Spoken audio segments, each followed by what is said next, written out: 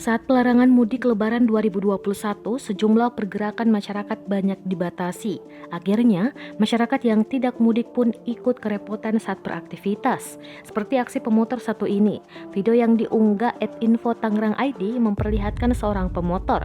Dalam video terlihat seorang pemotor berada di kemacetan. Pemotor ini jadi sorotan setelah membawa tulisan di belakang tasnya.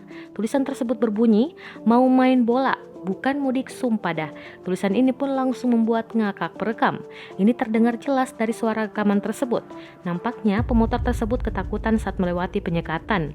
Memang polisi mulai menjaga pos penyekatan beberapa hari lalu. Penyekatan ini berguna untuk menghalau pemudik yang nekat pergi mudik. Aksi pemotor tadi pun mendapat respon dari warganet.